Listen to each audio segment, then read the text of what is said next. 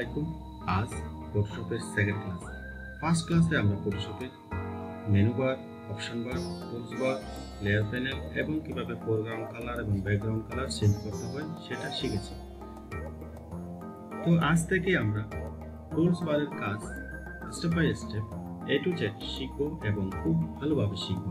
Okay, so now let's go to Photoshop.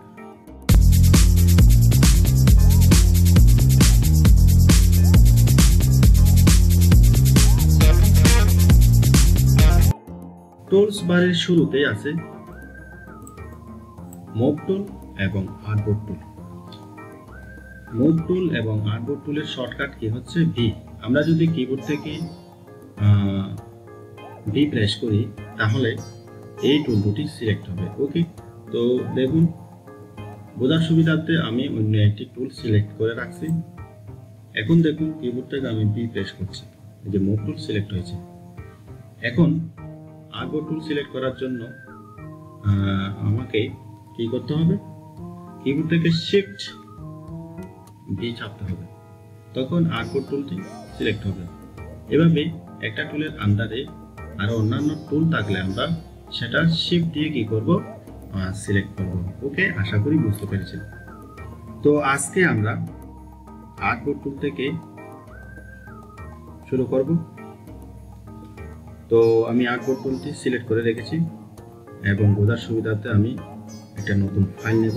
ফাইলে গেলাম, new থেকে ক্রিয়েট, নতুন একটি ফাইল ওপেন হয়েছে।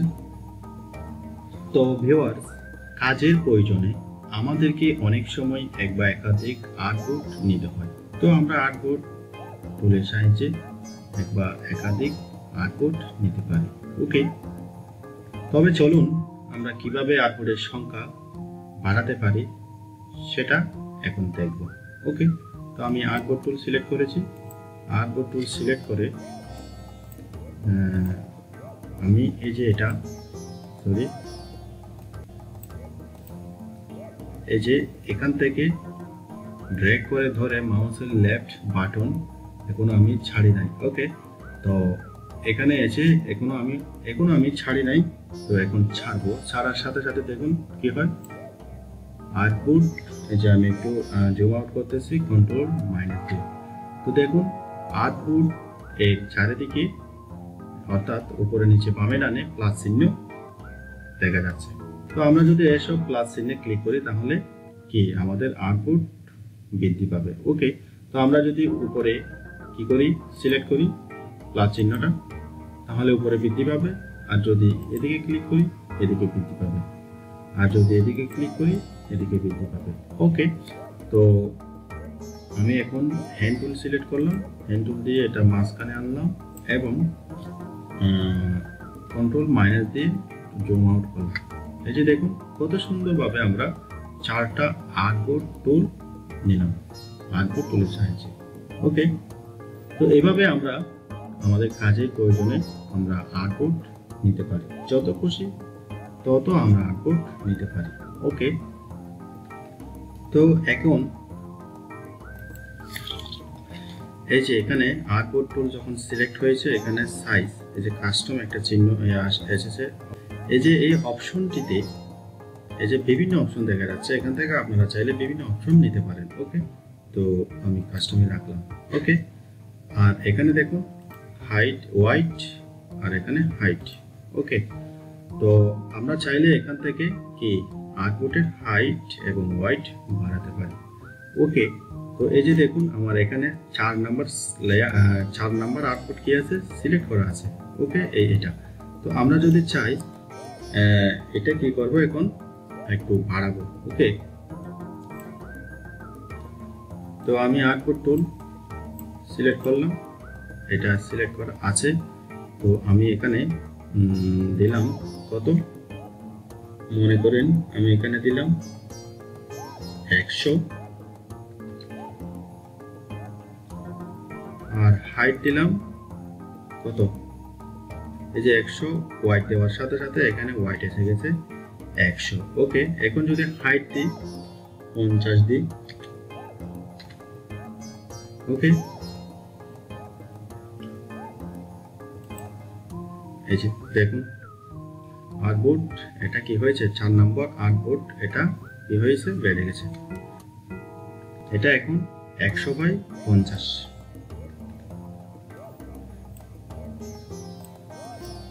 তো আমরা এভাবে আর্টবোর্ডের সংখ্যা বাড়াতে পারি এবং চাইলে যে কোনো আর্টবোর্ড এখান থেকে আমরা কি করতে পারবো ওয়াইড এবং হাইট দিয়ে আমরা কি করতে পারবো বাড়াতে পারবো, আবার চাইলে এভাবে কমাতে পারবো। ওকে, তো আশা করি আপনারা বুঝতে পেরেছেন। এখন আসি মুভ টুলে। ওকে, তো এখন আমি এটা ডিলিট করে দিচ্ছি। তো এখন মুভ টুল দিয়ে কাজ শুরু করব। ওকে, তো আমি ফাইলে যাচ্ছি, ফাইল থেকে ওপেনে গিয়ে এটা ওপেনের শর্টকাট কি হচ্ছে কন্ট্রোল ও। ওকে, তো আমি ওপেন দিলাম, ওপেন দিয়ে অর্থাৎ আমি একটা সেভ করা ফাইল এখানে নিয়ে আসবো। ওকে, তো আমি এটা আনলাম। ওকে, তো আসলে মুভ টুলের কাজ হচ্ছে কি করা সিলেকশন অথবা লেয়ার কি করা মুভ করা। ওকে, তো আমরা মুভ টুল দিয়ে মুভ করা শিখব। আমরা ফাইল বা ইমেজ কি করতে পারি, যে এখানে লক করা আছে এটা লক করতে হবে প্রথমে। ওকে, তো আমরা মুভ টুল দিয়ে এই যে আমরা মুভ করতে পারি যে কোনো ফাইল, এবং মুভ করে এখান থেকে আমরা চাইলে এই যে এখানে একটা আমি ব্ল্যাঙ্ক ডকুমেন্ট, এই যে আমি এখানে একটা ফাইল নিয়ে রেখেছি। আমি এখন কি করব, এই ফাইলটি আমি এই ইমেজটি এই ফাইলে নিয়ে যাব মুভ টুলের সাহায্যে। ওকে, তো মুভ টুলের কাজ তো হচ্ছে কি করা মুভ করা। ওকে, তো দেখুন আমি এই যে মাউসের লেফট বাটন ধরে এই যে এই লেয়ারটিতে মাউসের কার্সার নেওয়ার সাথে সাথে যে দেখুন এটা চিহ্নটা কি হয়েছে, এটা সিলেক্ট হয়েছে। ওকে, তো এখন আমি এখানে এসে কি করব, আমি ইমেজটা ছেড়ে দেব। তো দেখলেন মুভ টুলের সাহায্যে আমি কিভাবে অতি সহজে একটি ফাইল থেকে আরেকটি ফাইলে নিয়ে এসেছি। ওকে, তো এভাবে আমরা কি করতে পারি, মুভ টুলের সাহায্যে আমরা মুভ করতে পারি যে কোনো ফাইল। ওকে, তো মুভ টুলের সাহায্যে আমরা যে কোনো লেয়ারও উপর থেকে নিচে, নিচ থেকে উপরে আমরা নিয়ে যেতে পারি। ওকে, এই যে দেখুন এখানে 0 এদিকে 1, বোঝার সুবিধার্থে আমি আরো কয়েকটা লেয়ার নিচ্ছি। এখানে এই যে 2 3 আমি আরো দুইটা লেয়ার নিয়েছি। তো এই যে দেখুন মুভ টুলের সাহায্যে আমরা এই যে মুভ টুল সিলেক্ট করা আছে। এখন 3 নম্বর লেয়ারটা আমরা যদি চাই 1 নম্বরে নিয়ে আসবো, এই যে দেখুন এখান থেকে ড্র্যাগ করে 1 নম্বরের এদিকে ছেড়ে দেবো। এই যে দেখুন 3 নম্বরটা এখানে 1 নম্বরে চলে এসেছে। এখন যদি চাই আমরা 1 নম্বরটা একদম উপরে নিয়ে যাব, তো দেখুন এই যে 1 নম্বরটা উপরে নিয়ে গেলাম। তো মুভ টুলের সাহায্যে আমরা এখানে ইমেজ কি করতে পারি, মুভ করতে পারি, এবং যে কোনো লেয়ার আমরা কি করতে পারি, মুভ করতে পারি। ওকে, আশা করি বুঝতে পারছেন। তো এখন দেখুন মুভ টুল সিলেক্ট থাকা অবস্থায় এই যে অপশন বারে একটু চেঞ্জ হয়েছে। ওকে, আমি প্রথম ক্লাসে বলেছিলাম আমরা যখন বিভিন্ন টুলস নিয়ে বিভিন্ন প্রজেক্ট নিয়ে কাজ করব তখন অপশন বারটি প্রতিনিয়ত কিভাবে চেঞ্জ হবে। ওকে, তো এখন দেখুন আমরা এখন প্রথমে দেখলাম কি অটো সিলেক্ট। তো বোঝার সুবিধার্থে আমি এই ফাইলটি ডিলিট করে দিচ্ছি ব্যাক স্পেস দিয়ে। ওকে, এবং এখানে দুটি লেয়ার নিয়ে আছে, এগুলো আমি ডিলিট করে দিচ্ছি। ওকে, তো এখন দেখুন অটো সিলেক্ট বোঝার জন্য আমি এখান থেকে এই যে রেক্টেঙ্গুলার মার্কি টুলের সাহায্যে নেব। ওকে, তো আমি এখানে একটা রেক্টেঙ্গেল সিলেক্ট করলাম। ওকে, এবং এখানে একটা নতুন লেয়ার নিলাম। ওকে, এবং আমি এখানে কি দেব, ব্যাকগ্রাউন্ড কালার দেব। ওকে, কন্ট্রোল ব্যাকস্পেস। ওকে, এখন আমি কন্ট্রোল ডি দিয়ে ডিসিলেক্ট করলাম। ওকে, এবং মুভ টুলে গেলাম, এটাকে এখন এলটার চেপে ধরে আমি কি করব, 4টা কপি করব। ওকে, এলটার চেপে ধরেছি এবং মাউসের লেফট বাটন দিয়ে এই যে দেখুন একটা, দুইটা, আমি 3টা কি করলাম, কপি করলাম। এবং এখানে দেখুন এই যে লেয়ার 1 কপি, লেয়ার 2 কপি, সবগুলো কপি হওয়ার সাথে সাথে এখানে লেয়ারও কি হয়েছে, ইনক্রিজ হয়েছে। ওকে, লেয়ার যদি ইনক্রিজ না হয় তাহলে আমাদেরকে লেয়ার নতুন করে নিতে হবে, রিমেম্বার ইট। ওকে গাইস, এখন দেখুন অটো সিলেক্টের কাজ কি। আমরা যদি এখান থেকে অটো সিলেক্ট টিক মার্কটি তুলে দিই তাহলে কি হবে দেখুন, এই যে আমি টিক মার্কটি তুলে দিলাম এবং দেখুন এই যে এখানে ক্লিক করছি 1 নাম্বারটাতে, কিন্তু এটা কি হচ্ছে না, সিলেকশন হচ্ছে না। আবার এটাতে ক্লিক করলাম কিন্তু এটাও সিলেকশন হচ্ছে না, শুধু একটাই হচ্ছে। অর্থাৎ আমাদের যে লেয়ারটি, এই যে এই লেয়ারটি, ওকে, এই লেয়ারটি আমাদের সিলেকশন করা আছে বিদায় তো আমাদের এই লেয়ারটি কি হচ্ছে, সিলেকশন হচ্ছে, এগুলো সিলেকশন হচ্ছে না, যেহেতু আমরা অটো সিলেক্ট থেকে টিক মার্কটি কি দিয়েছি, তুলে দিয়েছি। ওকে, তো আমরা যদি আবার টিক মার্কটি দিই তাহলে দেখুন এটা সিলেক্ট হচ্ছে, এটা ক্লিক করলে এটা সিলেক্ট হচ্ছে, এটা ক্লিক করলে এটা সিলেক্ট হচ্ছে। তো আশা করি বুঝতে পেরেছেন অটো সিলেক্টের কাজ কি।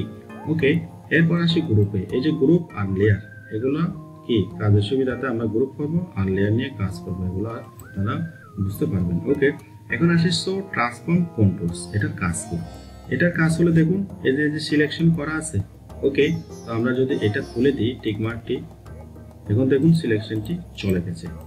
তো শো ট্রান্সফর্ম কন্ট্রোলস এর কাজ হচ্ছে কি, এই সিলেকশন। ওকে, তো এভাবে সিলেকশন থাকলে আমরা বড় ছোট করতে পারি। ওকে, এই যে দেখুন, তো সিলেকশন থেকে যদি আমরা টিক মার্ক তুলে দিই তাহলে আমরা এখানে কোনো কিছু কি সিলেক্ট করতে পারবো না। ওকে, তো আমরা কাজের সুবিধার্থে কি এখানে শো ট্রান্সফর্ম কন্ট্রোলস এবং অটো সিলেক্ট দুটোটাতে আমরা টিক মার্ক দিয়ে রাখবো। ওকে,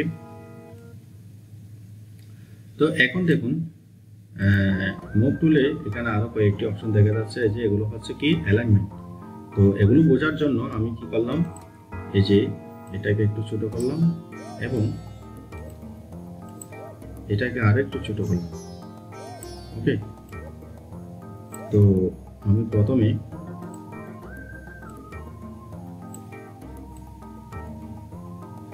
এভাবে রাখলাম এবং দেখুন আমি এটা সিলেক্ট করলাম এবং কিবোর্ডে গিয়ে শিফট চেপে ধরে এটা সিলেক্ট করলাম, এটা সিলেক্ট করলাম, সাথে সাথে দেখুন এই যে এগুলো নিষ্ক্রিয় ছিল। এই যে দেখুন প্রথমে এগুলো কি ছিল, নিষ্ক্রিয় ছিল। এখন এই যে আমি এটা ক্লিক করলাম, শিফট চেপে ধরে এটা আর এটা ক্লিক করার সাথে সাথে এগুলো কি হয়ে গেছে, অ্যাক্টিভ হয়ে গেছে। ওকে, তো এখন যদি আমি এখানে ক্লিক করি, এটা কি অ্যালাইন লেফট, তো এটা কি লেফট থেকে কি হবে, অ্যালাইন হবে। আর যদি এখানে ক্লিক করি তাহলে দেখুন অ্যালাইন হবে কি হরিজন্টালি সেন্টার। ওকে, অ্যালাইন হরিজন্টাল সেন্টার, এই যে দেখুন মাঝখান থেকে। আর যদি এখান থেকে ক্লিক করি তাহলে কি হবে, অ্যালাইন রাইট। ওকে, আর যদি এই যে এটা হচ্ছে কি ডিস্ট্রিবিউট ভার্টিক্যালি, এই যে মাঝখানে যে ফাঁকটা আছে সেটা কি ভার্টিক্যালিও কি করবে, ডিস্ট্রিবিউট করবে। এই যে দেখুন সমান হয়ে গেছে। ওকে, তো এখন এই চারটা বোঝার জন্য আমরা এই যে এই দুটা এখানে নিয়ে আসবো। ওকে, তো এখন দেখুন আবার আগের নিয়মে আমরা কি করব, কিবোর্ড থেকে চিপ চেপে ধরবো, চিপ চেপে ধরে এটা ক্লিক করব আর এটা ক্লিক করব। ওকে, তো এখন দেখুন এটা কি অ্যালাইন টপ। ওকে, তো আমরা যদি এখানে ক্লিক করি টপটা কি হবে, অ্যালাইন হবে। আর যদি এখানে ক্লিক করি ওকে তাহলে কি হবে, তাহলে মাঝখান থেকে অর্থাৎ